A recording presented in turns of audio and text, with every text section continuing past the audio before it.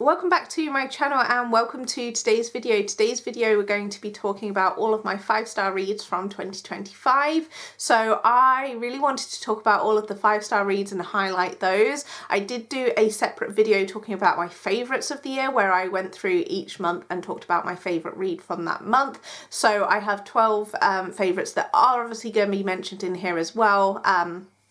Because they were 5-star reads, but I'm not going to tell you in this video which ones made it to my favourite list. So if you want to see that, you'll need to go and check out that video. And I don't give a lot of 5 stars generally. For me to give a 5-star, it's got to be something that I really enjoyed reading and had like a really great time with the reading experience. It might not necessarily be the like best written book, but I've like had a great time when I've read it, and that's what I kind of classify as having a 5-star and something that I'm like fully absorbed in. That's what I give a 5-star to. And I know some people give 5 stars out like loads, but I don't typically give a ton of 5 stars. So for comparison, in 2024, I gave out 23 5-star reads, and I did give more in 2025. I gave 39 5-star reads, and we're going to be talking about them in this video. So I have broken it down into kind of categories, so I'm going to run through the books and just talk about them with you. So first up we have classics, and I am not a huge classics reader. 2 of these are actually rereads, but I had read a few in 2025 and I do want to try and read more in 2026, and I'm just going to talk about these now. So the first one is The Importance of Being Earnest by Oscar Wilde. This one, this is obviously a collection of a lot of his plays, but I specifically want to talk about The Importance of Being Earnest. I've seen a few performances of this play and I do have a really good time with it. It is a lot of fun, and it's definitely if you're looking to try and get into Oscar Wilde's works, I think that this one is a good place to start because it's a very easy story to follow, and it's really entertaining as well. It's quite funny. It's definitely a comedy, and I think if you are looking for somewhere to start, this would be a good place to start with his works. I've read a few things by Oscar Wilde and I think this is definitely my favourite thing that I've read from him. Obviously there is also The Picture of Dorian Gray, which I have read also, but I think, as I say, this is a good starting point to get into his works because, as I say, it's a very easy story to follow. It's quite fun, and definitely if you have the opportunity to watch a performance of it, I definitely think it's worth it. So yeah, would definitely recommend that one, and as I say, I gave it 5 stars. Then we have my 2 rereads. So I have The Great Gatsby by F. Scott Fitzgerald. This one is obviously a very well-known story, so I won't talk too much about the plot of this one, but I have actually read this, I think when I looked over on Goodreads, I've read this 7 times, and I first read it in 2019, and I make a point to reread it every year. So for the past, I think it's probably the past 4, maybe 5 years, I have always dedicated to reading this on New Year's Eve, either during the day or in the evening, and I just really love reading this story. I think it's a really great one. I find that obviously because I do reread it every year, I know the story pretty well, but there's always something new I kind of pick up on each time I reread it, and yeah, I just would definitely recommend it. It's a very short book. I do want to read more of F. Scott Fitzgerald's work. I've actually only read The Great Gatsby from him, so yeah, I would be interested to check out more, but yeah, I reread this, as I say, every year, and I've read it 7 times now, so definitely worth a read. And then the other one is A Christmas Carol by Charles Dickens. This is one of Charles Dickens' shortest books, so if you're looking to start somewhere with Charles Dickens, I think that this is a good place to start because obviously the story is well known. I think most people know the basic premise of this story, and it's quite short, so you can fly through it really quickly. And I have read this, I think, 5 times now, and I do read it every December, or I have done for the last few years, and I had always originally given this 4 stars, but because I've now read it so many times, I really do think that this is a favourite and one that I do want to keep revisiting.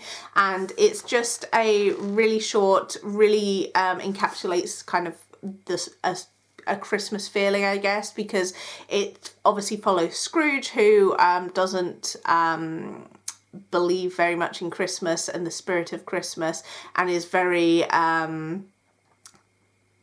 harsh to people around him, and he is visited by three spirits who obviously kind of teach him the error of his ways. And I just think it's a really good story, and definitely one that's worth picking up. And I just love this edition that I picked up this year. This is a Wordsworth Classics edition, and the art is done by an artist called August Rowe, and there's quite a few Wordsworth Classic editions that they have illustrated, and I definitely want to pick up more of them. Now I'm going to talk about some books that don't really fit into any particular category. So I've obviously done classics, I've got contemporary romance, and then like fantasy and dystopian romances, but I have a couple that are not necessarily romances, but I want to obviously talk about them. So the first one I want to mention is Vera Wong's Guide to Snooping on a Dead Man by Jessie Satano. This is book 2 in the Vera Wong series.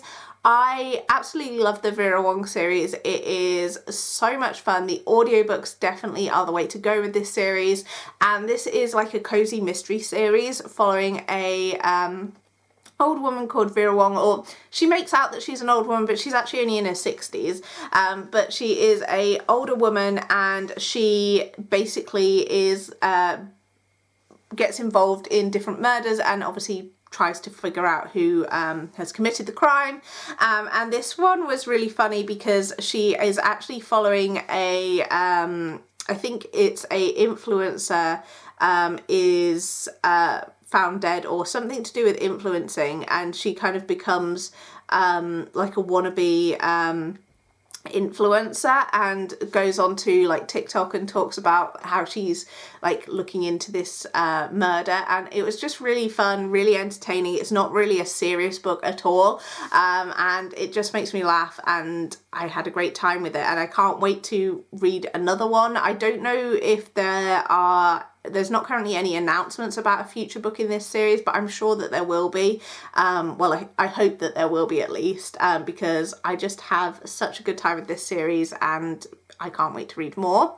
Then the other one that I have, the other two that I have, I think that are not really cut and dry into any of those ones. We have Christmas with the Queen by Hazel Gaynor and Heather Webb. This one is a historical fiction, and it is set in the early 50s, in the early years of the Queen's reign. And we see, I'm trying to remember what their names were, but we follow two characters, someone that works in the kitchens at Buckingham Palace, and someone else who is a journalist, and it follows their story kind of surrounding the events of the early 1950s and the early years of the Queen's reign. The Queen is obviously featured as a character in this book, but she's not like the main focus of the story. It's definitely following these fictional characters, and I had a really good time with this. I read it right at the beginning of 2025, and I had a good time with it, and it's definitely one that I would recommend. Then we have Blue Sisters by Coco Mellors. This one is a fiction book, and really is following these three sisters who are coming to terms with the death of their fourth sister, and we follow each sister in their lives. Each sister has a very different life that they lead. They are very different, and they obviously deal with their grief in very different ways, and we kind of follow them in their first few years following the death of their sister. And it's really a very emotional read, and very a powerful read. I think if you've got a sister, it really does kind of perfectly encapsulate what that relationship is like, and it's definitely one that I would recommend. And I do want to read more from this author. I know she has another book called Cleopatra and Frankenstein, which I definitely want to pick up at some point and try that one out, but this one really blew me away. It's one that I picked up like completely on a whim from the library, and I'm obviously glad that I did. Now we'll talk about fantasy books, because I have probably less fantasy than contemporary, but I'll start with the ones that I don't own. So I gave 5 stars to Reckless by Lauren Roberts, which is book 2 in the Powerless trilogy. Now I can't talk too much about this second book, because it is obviously the second book in a trilogy, so I don't want to spoil anything that happened in this book in case you haven't read it. But this one, in this world, we are following what was her name? Payden, and Kai is the romantic interest, I guess. Payden is basically, in this world everyone has powers but Payden doesn't, and she kind of has to try and hide the fact that she doesn't have any powers. And then they have these trials that she becomes involved in, and that's where the story goes from. Book 2 I had a really good time with. I need to continue on with this series, and that is my goal for 2026, to try and finish this series. I have heard mixed things about how the story goes, but I definitely want to continue and read on with it. And yeah, I'm looking forward to continue on with that series in 2026. Then we have Serpent and Dove by Shelby Mahurin, and this one is the first book in the Serpent and Dove trilogy. I really enjoyed this first book. It is about a witch and a witch hunter. It's set in France, and I had a good time with this one, but for me the series definitely went downhill after the first book. I would have been quite content leaving the story at just reading the first book and not having read on, but I did read on, and I didn't necessarily love the other books in the series, but this one I did enjoy and would definitely recommend it. Then we have Bury Our Bones in the Midnight Soil by V.E. Schwab. This one I really enjoyed, and it is a vampire story. It follows 3 different women who are all vampires, and we follow their journey through time and how their stories kind of connect and how they came to be vampires. And there is also some sapphic relationships in here, which I really enjoyed, and I definitely want to read more from V. Schwab, and I hope that I will pick up more of her books in 2026. And then I read The Windweaver by Julie Johnson. This one I had a good time with as well. I love the cover for this one, and this one we are following Raya, and in this world we have I can't remember if it's Fae or there's these people that like these magic beings, and Raya is actually a halfling, and she is supposed to be executed at the beginning of the book. She has been discovered, and she is due to be executed, but she gets saved by this Commander Scythe, and he kind of takes her away from the execution, but doesn't really give her a lot of details about where he's going and what's going on, and we kind of slowly follow their story. I really enjoyed this one, and it ends on a cliffhanger, so I definitely want to continue on with this series. Book 2 is coming out in 2026, and I will definitely be picking it up as soon as it becomes available. Then we have Glow of the Everflame by Penn Cole. This is book 2 in the Kindred's Curse series. So again, I can't talk about too much about what this one is about, but I would definitely recommend this one. It's quite an easy series to follow, and it's very fast paced and very fast moving. This one follows DM, and she has unexpected powers is basically the premise, I guess. Very much a typical setup for a fantasy romance, but I had a good time with this one, and I do need to continue on with the series. Then we have Silver Elite by Danny Francis, which isn't technically fantasy, it's more dystopian, but I've kind of grouped it in with the fantasy books. And this one is, as I say, a dystopian setting, where our main female character, whose name I cannot remember, Ren is her name, and she ends up in this like soldier program with what's called the Silver Elite, and it's like the creme de la creme of the soldiers, and she's in this like training program, and there's definitely things going on in the world that we kind of discover along the way, and there is a romance that builds up in this one between her and the kind of like commanding chief person that's like the head of the soldier group. And I had a really good time with it. I'm definitely interested to pick up book 2. I think if you liked Divergent back in the day, I think you would really enjoy this series. It definitely has, it's not like identical obviously, but it definitely has some similar vibes, I feel. And yeah, I would definitely recommend that one. And then we have On Wings of Blood by Briar Boleyn. This one is a vampire story. I love vampire stories, and this one is takes place in a academy. So we have I can't remember her name either. Oh, Medra. And she kind of ends up, at the beginning of the book, she kind of ends up in the vampire world. And we're not really sure how she got there, but she kind of falls into this world, and she's found by our main hero, who is called Blake, and he finds her and brings her back, and she basically gets made to be his like companion type person. And it's a school setting, and she's brought into this school and has to kind of learn about the ways of the vampires and things like that. And I had a good time with this one. I'm definitely interested to see where this story will go, and I do want to read more from Briar Boleyn in 2026. So I think, yeah, that's all of my fantasy books that I don't own, and so now we'll talk about the ones that I do own physical copies of. So I reread the first books in the Court of Thorns and Roses series, so A Court of Thorns and Roses by Sarah J Maas and A Court of Mist and Fury by Sarah J Maas, and I gave these both 5 stars. I did read these back in the day when they first came out, but I really wanted to reread them because I want to continue on with the series, because I never read books 4 and 5. I read the first 3 kind of as they came out, and then kind of never picked them back up to read the 4th and 5th book. So I wanted to reread them, and I had a great time with these. These are obviously fae romances. They're extremely popular. We start off the first book with Feyre, who unbeknownstly ends up killing a fae, and she gets brought into the world of the fae.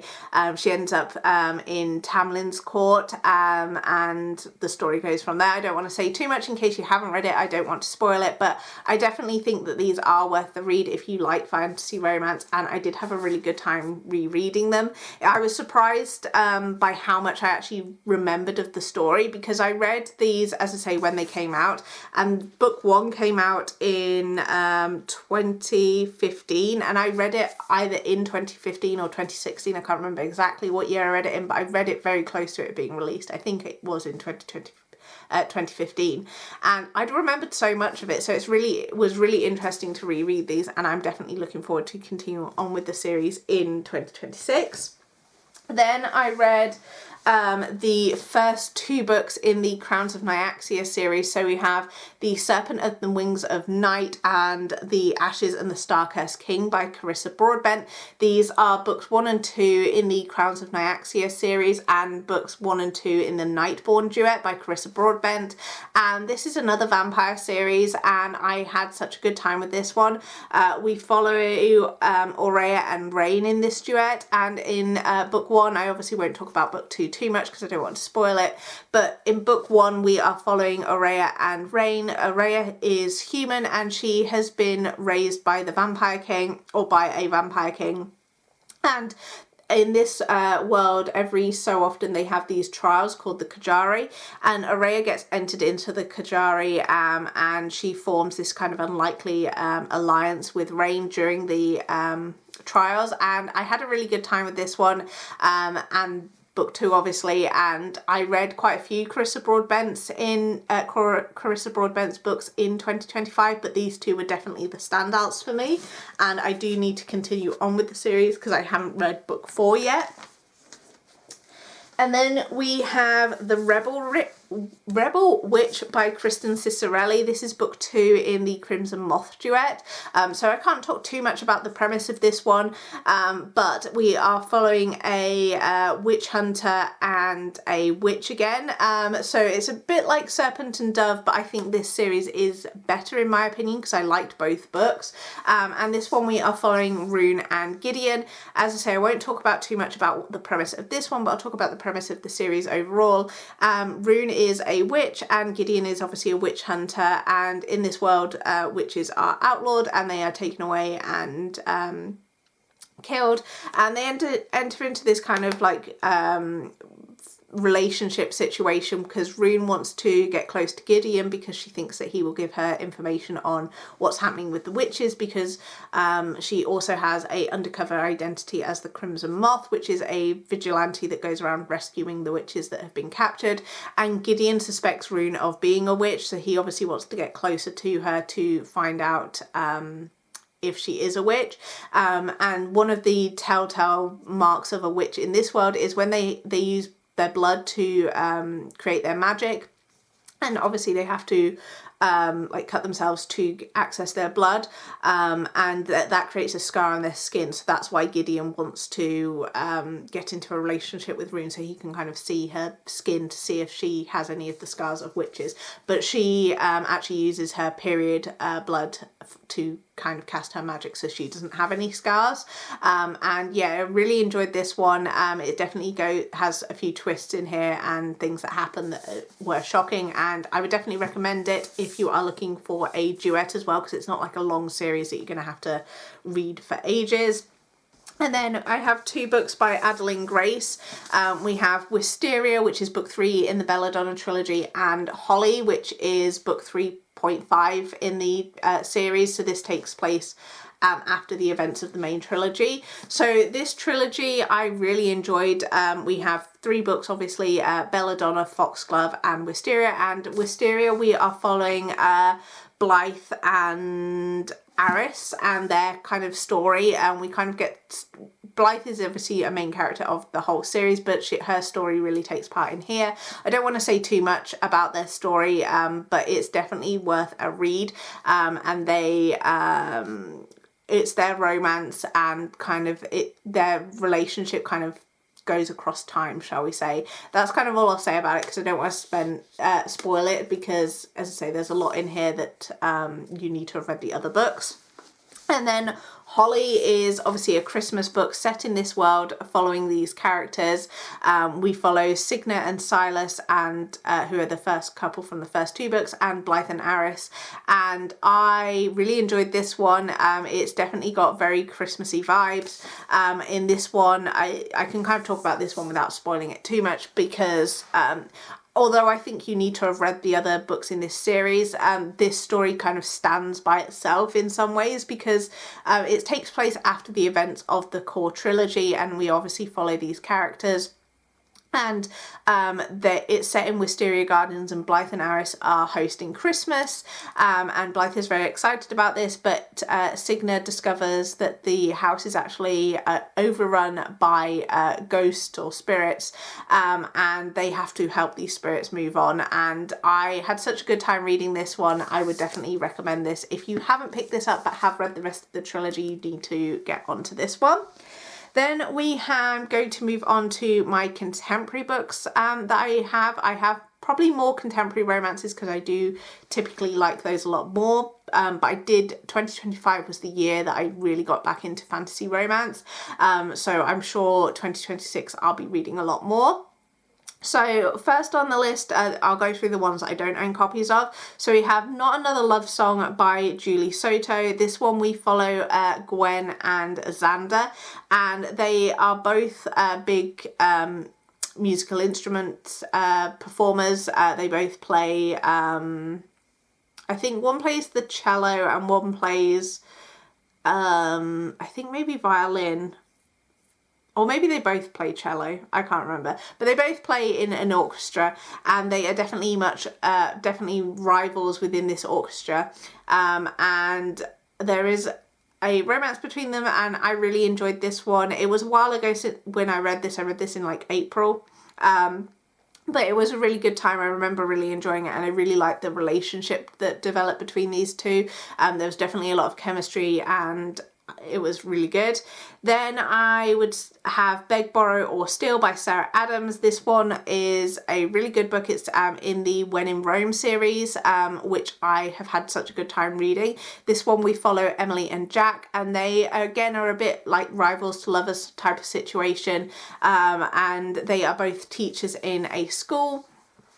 and it is their relationship. I really like this one. It is a small town romance, and I like seeing the other characters as well. I think Sarah Adams does a really good job of incorporating the other characters into her books. So yeah, I would definitely recommend this one. Then we have The Mistletoe Motive by Chloe Leese. This one I read back at the very beginning of 2025, and this one is actually a short story, and this one follows Jonathan and Gabriella, and they both work at this bookstore, and they are both managers at the bookstore. It's like an independent bookstore.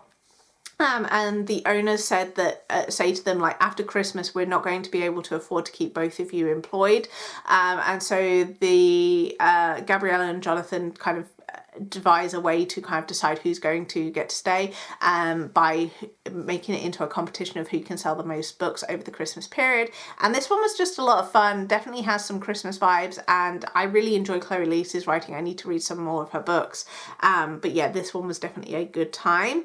And then the next one was Kissed and Missed by Cleo White. This one again was another novella, and I don't typically give 5 stars to many novellas, but I had a really good time with this one. This one is part of a series, and it's a was this one Dad's best friend, best friend's dad? Oh yeah, it's their ex-girlfriend's father. That was it. And yeah, this one, I don't remember too much about this one, if I'm being honest, but I do remember having a good time with it. It's definitely on the shorter side, so there's not too much to say about it, but I would definitely recommend this if you're looking for a Christmassy novella, because it takes place, I think it takes place around Christmas, or is it Valentine's Day? No, it's yeah. She gets stranded at his house over Christmas, because she's going to stay with her ex-girlfriend, but then they break up, and then she ends up staying with her dad over Christmas because her ex doesn't end up showing up and breaks up with her on the way. And yeah, it was a fun read, but nothing like too special. I'm not sure if if I reread this, I'm not sure I would give it 5 stars again, but like in the moment it was a 5-star read because I had a good time with it. Then we have 2 books from the Magnolia Falls series. We've got Forbidden King and Beating Heart. Forbidden King is a childhood friends to lovers story. This one is between Sailor and... I can't remember his name. What was his name? Oh, Sailor and King. Oh, how could I ever forget that his name was King? And King is Sailor's brother's best friend, and so they've grown up with each other, and they've always been quite close friends, and they've shared quite a lot of history, and they have this really strong connection, and it is their romance. Friends to lovers is one of my favourite tropes, so I had a great time with this, and would definitely recommend it. It's part of the Magnolia Falls series, if I didn't already say, and this series is definitely worth a read. I've given quite a few of the books in this series 5 stars. And then I read Beating Heart, which again was another 5 stars in this series. This one is a single dad romance, and is between Emerson and Nash. And Emerson is a small town doctor. She's comes to the small town to be the small town doctor, because the current doctor is retiring. She's been a doctor in like big city hospitals, but for her own reasons she's moved to this small town.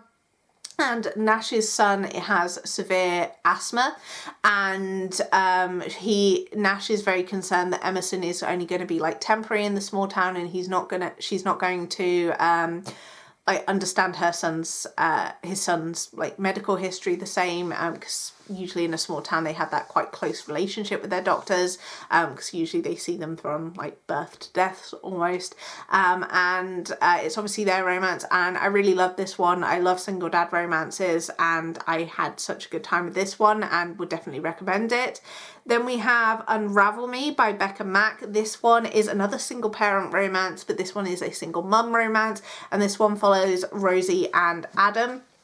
And Adam is a hockey player. I'm pretty sure it's hockey. I might need to double check what sport it was. But he's a big sports player, and when he first meets Rosie, she doesn't know who he is. And they meet in the woods when he's out walking his dog, and he's shouting his dog's name, which is Bear, and Rosie panics because she thinks it's an actual bear like that's loose in the woods, but it's actually just the dog. And they have this like meet cute moment, and I really love the relationship between Rosie and Adam in here, and I really like seeing Adam's interactions with Rosie's son as well. That was really sweet and wholesome, and definitely one that I would recommend. And then we have All Together for Christmas by Sarah Morgan. This one really took me by surprise because I wasn't expecting to enjoy this one as much as I did, but this one is a Christmas romance, as I say, or Christmas story. I would say it's more like women's fiction rather than necessarily a romance, although there are some romances that go on in here. And we are following the perspectives of 4 different women. We have Becky, Rosie, Hayley, and Julie, I want to say, and it's their story about Christmas. They are obviously all going home to the family home for Christmas, and each of them has their own story. Hayley has recently gotten married into the family, but they haven't told the family that they're married. She's married Jamie, the brother, and they're going home for Christmas for like this big celebration, but they haven't told anyone that they're married, and everyone assumes that it's going to be them announcing that they're engaged, but they're actually married. And then we have Rosie and Becky, who are twin sisters. Rosie has recently got married, and so Becky and her relationship has kind of shifted a little bit, and Becky is the single one of the family. And she travels back with their brother's best friend, who she's known since childhood, so that's kind of where the romance element comes in. And I think her name was Julie, but she's the mum of the family, and it really talks about Christmas like as a family, like it has the big family Christmas. It talks about how Christmas changes as you get older and how things look slightly differently, and I just had a really good time with it. It was definitely an unexpected surprise, but one that I'm definitely glad that I did read.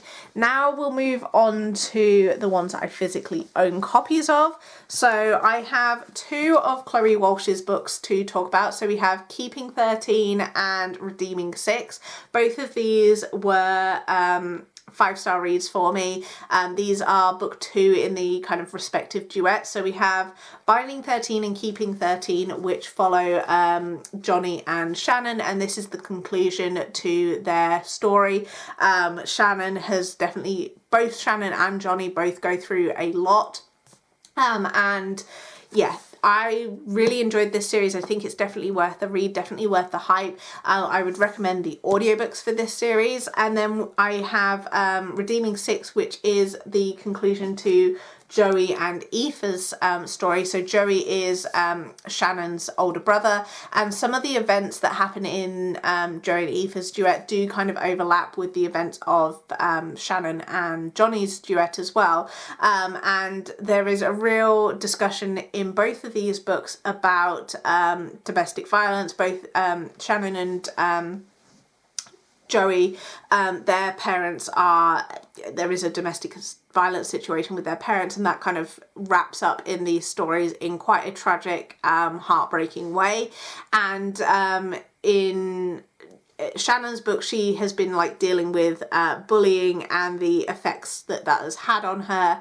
And in Joey's, we look at drug addiction, and that plays a really big part, and that features, as I say, throughout both of these stories as well. There is a lot of overlap, but I really would recommend this series, and I definitely want to continue on with them in 2026. Then I have another Sarah Adams book, and this is When in Rome, which is book 1 in the When in Rome series, and this one follows Amelia and Noah. And Amelia is like a really popular like pop singer, and she needs a break. She's kind of struggling with burnout, and she ends up in this small town where she meets Noah, who runs the local bakery, and it is their story. And I had a really good time with this one. It definitely is a really good start to the series. I read this series completely out of order and didn't have necessarily a problem with that. Normally I would like to read them in order, but for some reason this one I did read out of order, and I had a really good time with this one and would definitely recommend it. Then I have First Time Caller by B.K. Borison, which I read very early on in 2025, and this one follows Aidan and Lucy, and this one again is another single parent romance, and Lucy's daughter rings into the radio show that Aidan hosts and basically talks about how she wants her mum to find love, and it ends up being an idea for the radio show that Aidan hosts, where he tries to find a date for Lucy, so to speak, and they end up falling for one another. I had a really good time with this one. This was my first B.K. Borison book that I read ever, because I hadn't read the Love Like Farm series previously, and I've definitely want to read more from her. I did read a couple of her other books in 2025, and she's someone that I do want to continue on with in 2026. But yeah, I had a really good time with this one, and I'm very much looking forward to book 2 in this series, which comes out I think in like February, March time of this in 2026, and I think it's going to be really good because the relationship that is in the second book was teased in this one, and I'm very excited for it. Then we have a few more books that I have to talk about. So I've got 2 Meghan Quinn books. So we've got How My Neighbour Stole Christmas and Till Summer Do Us Part, and both of these I had such a fun time with. I'll talk about this one first because this one's the one that I read most recently and probably the one that you'll have seen me talk about the most recently, but this one we are following Story and Cole, and this one is set in the small town of Kringletown, where it is basically Christmas all year round, and they take Christmas very seriously. And Story is in the small town to help look after her aunt, who is I don't know if it said how old she is, but she's like older, and she has recently had a fall and needs help like around the house and stuff. So Story is back in town. She's not been back to town since she was a child, and her and Cole had this kind of moment when they were younger. So it is almost a bit of a second chance situation as well. And Cole is very much a grumpy guy, doesn't like Christmas, all of that sort of stuff. And in this town they have this competition called the Kringle competition, which is basically who can be the most Christmassy, and they take part in different Christmas events, and it's Story and Cole go up against each other. And I really liked the humour in this one. I thought that this one was really entertaining, really had a lot of Christmas vibes. This one I would really recommend the audiobook for. It's a full cast audio narration, which I had a great time with, and yeah, I'm so glad that I read this one. I did also read the second book, which I didn't love as much, but this one is definitely worth a read. And then I have Till Summer Do Us Part, which is like a more summery romance. And this one follows Scotty and Wilder. And Scotty works in this job where she's predominantly surrounded by men. Most of her colleagues are men, and everyone is all partnered up, so they're either in long-term relationships or married. And Scotty is has recently gone through a divorce, and so she feels a little bit left out because obviously everyone's talking about in the office about like plans that they are planning to do at the weekend with like their partners and stuff. And in a meeting she says that she is also like talking about what they're going to be doing, and she says that she is going to be going antique shopping with her husband, and then everyone in the office is like, we didn't realize you had a husband, and instead of kind of like admitting like, oh yeah, no, I was just kind of, you know, making it up or sort of thing, she like doubles down on the lie and says, oh yes, well I didn't want to mention it because we've been having some marriage problems, and then it turns out that her boss who has her boss's husband is a marriage counsellor, and her boss sets her up with her husband as a marriage counsellor and says, you should go and see my husband, and so she has to get this a fake husband, and so enter Wilder, and they end up going to this marriage counselling camp that the marriage counsellor like runs every year, and it's this camp where all the everyone from her work goes, and that she has to like work on her fake relationship with her fake husband, but obviously also pretend that they have to pretend that they're married, but they also have to pretend that their relationship is in trouble whilst they're also falling for one another. And it was just so much fun, so entertaining, and I really enjoyed seeing the relationship between the two develop, and one that I would definitely recommend. We only have a few more books left to talk about. We've only got 5 left to go. So the next one is Twisted by Emily McIntyre. I have now read the entirety of the Never After series. I've had a really good time with this series. Most of the series I've given 5 stars to, but this one, it follows Yasmin and Julian. And this one, I'm just trying to refresh my memory of what this one was about.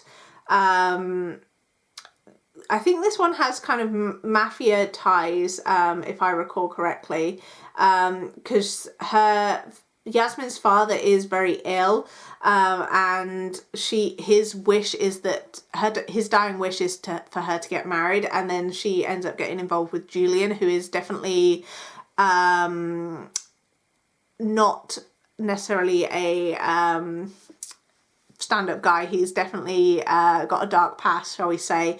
And yeah, I had a good time with this one. I'll be honest, like, I like Emily McIntyre's books in the moment, but they don't necessarily have like long-lasting power with me. Like, I remember bits of them, but overall it was like a good book in the moment, but I don't necessarily have a strong memory of it. I definitely would love to go back and reread this series, because it was such a fun read whilst I was reading them.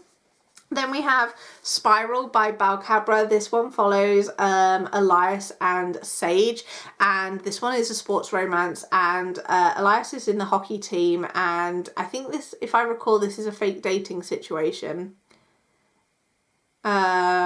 Yeah, this one was a fake dating one, and this one was a lot of fun. Again, I read this very early on in 2025, so I remember bits of the story, but it's not like super like in my mind, like remember exact details, but I do remember having a really good time with this one. I have Balcabra's 3rd book, Revolve, left to read, so I'm hoping I will enjoy that one. But if you're looking for a sports romance, this one is definitely worth a read. Then we have Problematic Summer Romance by Ali Hazelwood. This is my first Ali Hazelwood book that I've given 5 stars to, and I had a really good time with this. If you're looking for a summer romance, this one is definitely worth a read. This one follows Maya and Connor, and they are both out in Italy for Maya's brother's wedding, and Connor is Maya's brother's best friend, so it's a brother's best friend romance and an age gap romance. Connor is quite a few years older than Maya, which is a bit of a conflict that comes up throughout the book, because he is very concerned that he is so much older than Maya, but it was their romance, and I had such a good time reading this. This one definitely has all the kind of summer vibes that in this villa in Italy, surrounded by their friends and family, and things aren't necessarily going 100% right in the villa. And this one also has like a past and present timeline, because we get to see Maya and Connor when they were younger, and their kind of like early kind of interactions with each other as their kind of romance builds. And I had a really good time with this one, really enjoyed it, and would definitely recommend. And then the last 2 books I have to mention are Anne Huang's books. So we'll start with Twisted Lies. This one is Christian and Stella's story, and I really enjoyed this one. Their romance was kind of teased throughout the series, I'm from memory, and this one again is also I think this one was this also a fake dating one? I can't really fully remember. Yeah, this one was also a fake dating one, I'm pretty sure. But I remember really enjoying this one. This one was the last book in the Twisted series. I've read all the others. I definitely want to go back and reread them because they're doing some special editions of this series, and I would love to have all of them, but I feel like having all of them is unnecessary, so I want to read and see which one's my favourite to decide which one I should buy. But yeah, I really enjoyed this one. Ana Huang is definitely one of my favourite contemporary romance authors. And then we have King of Envy, which was Vuk and Ayana's story. This one, we have Ayana, who is in a marriage of convenience type situation with Jordan. They each have their reasons for entering into this marriage, but it is not a marriage of love. And Vuk is Jordan's best friend, and he's not aware of the kind of setup between Ayana and Jordan, and he is definitely attracted to her but doesn't want to act on his feelings because of his best friend. And it is their romance. This one is definitely one of the more slower burns, I think, from Ana Huang, and I had a really good time with this one. I listened to the audiobook for this one as well, which I definitely would recommend doing, and I had such a good time with it, and I'm so glad that I read it, and I can't wait for King of Gluttony to come out in 2026. And they are all of the 5-star books that I had in 2025. Let me know what your favourite read was from 2025, and I will see you in my next video.